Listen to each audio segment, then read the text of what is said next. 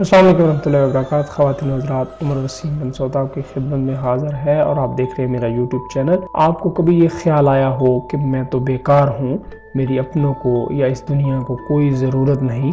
اگر آپ کو یہ خیال نہیں آیا تو یہ ویڈیو آپ کے لیے فائدہ مند نہیں۔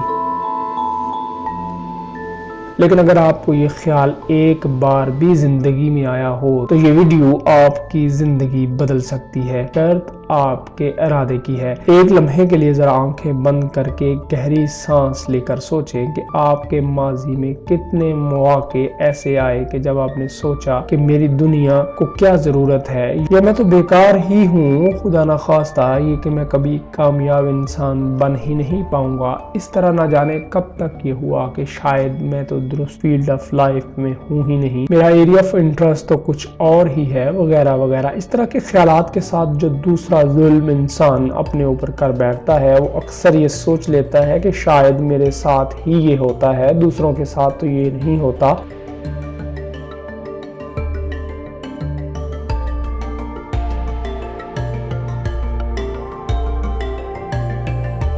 اور وہ اپنی طرز زندگی میں خوش ہے، یہ شاید میری ہی خام خیالی ہے۔ اس مقام پر آ کر انسان کسی کے ساتھ شیئر بھی نہیں کرتا اور یوں مرض بڑھتا جاتا ہے، اور پھر انسان اپنا دشمن خود بن جاتا ہے اور مریض سمیت پوری فیملی انتہائی کرب میں مبتلا ہو جاتی ہے۔ ناظرین اکرام، آپ کو ایک سچی کہانی سناتا ہوں، اس سے آپ جان جائیں گے کہ ایک چھوٹی سی بات کیسے بڑی بن جاتی ہے۔ کہانی سننے سے پہلے اس چینل کو سبسکرائب کر کے بیل کے بٹن کو دبا دیں تاکہ ہماری ہر کاوش آپ تک بآسانی پہنچ سکے اور ہمارے ساتھ جو جڑنے والے لوگ ہیں ان میں آپ بھی شامل ہو سکیں۔ تو آئیے چلتے ہیں کہانی کی طرف۔ مجھے اپنے گھر کے بلائی چھت کے صحن پر بیٹھے کتاب پڑھتے کچھ دیر ہی گزری تھی کہ میری سماعت سے چند فکرے ٹکرائے۔ پاپا جی، میں نے آپ سے آپ کی زندگی کے 15 منٹ مانگے تھے، وہ بھی آپ نے نہیں دیے۔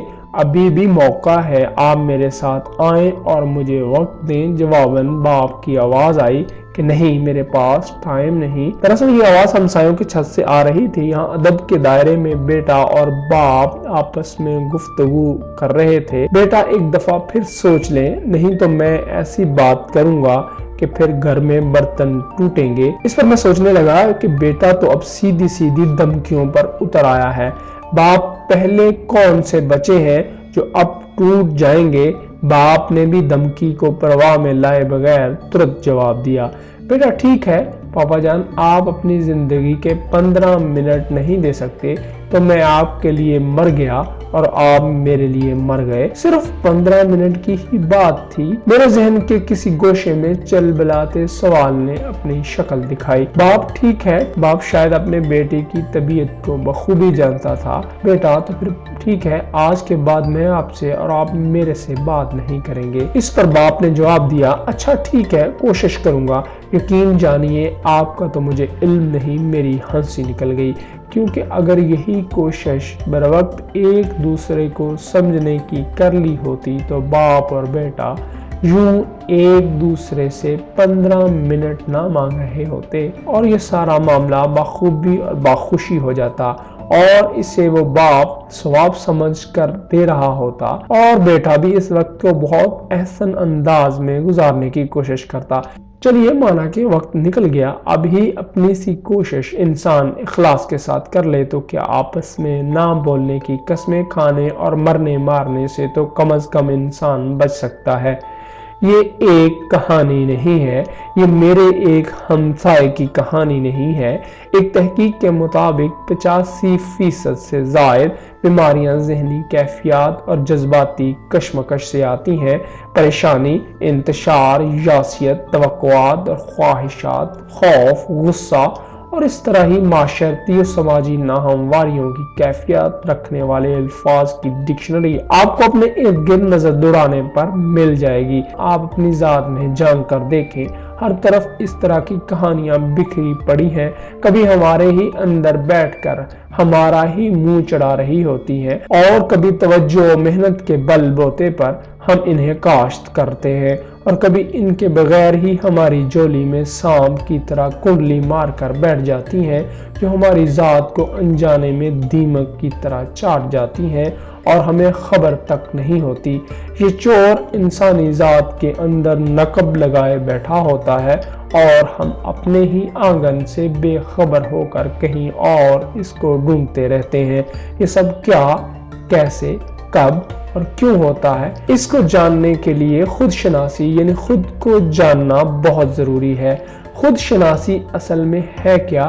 تو ناظرین محترم، خود شناسی اپنے آپ کو جاننے کا وہ عمل ہے جس میں فرد اپنی ذات کے بارے میں خود جاننے لگ جاتا ہے، اس کو اپنے رویے، جذبات، سوچوں، خیالات، تخیلات، عادات، محسوسات اور خواہشات کے اصل محرکات کے متعلق جانکاری ہونے لگتی ہے۔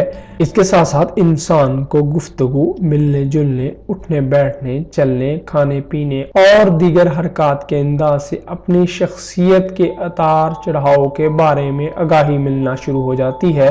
لیکن اگر فرد اپنے آپ سے خود شناس نہ ہو سکے تو انہی وجوہات کی بنا پر اپنی شخصیت میں ادھوراپن محسوس ہوتا ہے، عجیب و غریب خیالات آنے لگ پڑتے ہیں، منفی سوچیں اس کے گرد گھیرا تنگ کرنے لگ پڑ جاتی ہیں اور وہ اصل سبب کو جانے بنا اضطراب، پریشانی اور ذہنی کشمکش کا شکار ہو جاتا ہے، اور جو دشمن چور اس کی ذات کے اندر بیٹھا ہوتا ہے وہ اسے کہیں اور تلاش کر رہا ہوتا ہے۔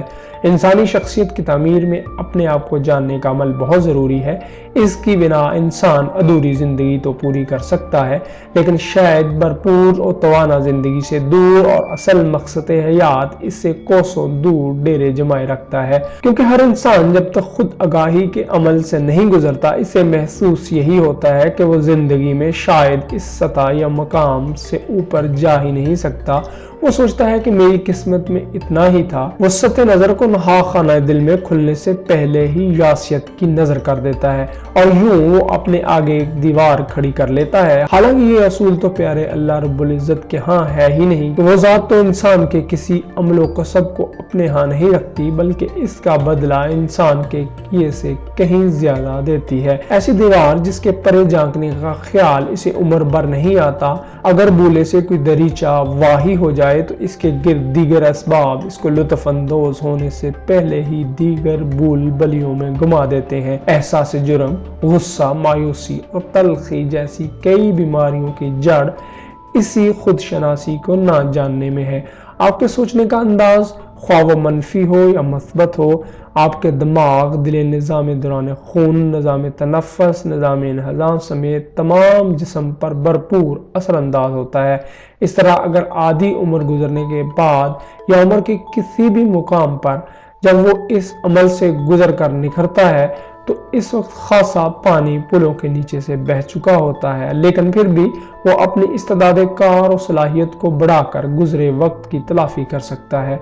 اصل مزے کی بات تو تب بنتی ہے جب بچپن سے ہی آپ کو آپ کے اس امر کا معلوم پڑ جائے، یعنی آپ کو کوئی خود شناس استاد، والدین یا کسی اور مربی یا منٹور کی نظروں میں آ کر خود سے آپ اپنے آپ کو جاننے کے اس پروسیس کو دیکھ لیں تو اس کے ثمرات بہت بڑھ جاتے ہیں۔ University of California Los Angeles امریکہ کی ایک تحقیق کے مطابق 8 سے 10 سال تک کے انسان ایک صحت مند اور بھرپور دماغ کا حامل ہوتا ہے، اور اس وقت کے لائف پیٹرن یعنی طرز زندگی جس میں عقائد، اقدار، اخلاقیات وغیرہ آ جاتی ہیں کہ زیر سایہ وہ باقی اپنی زندگی گزارتا ہے۔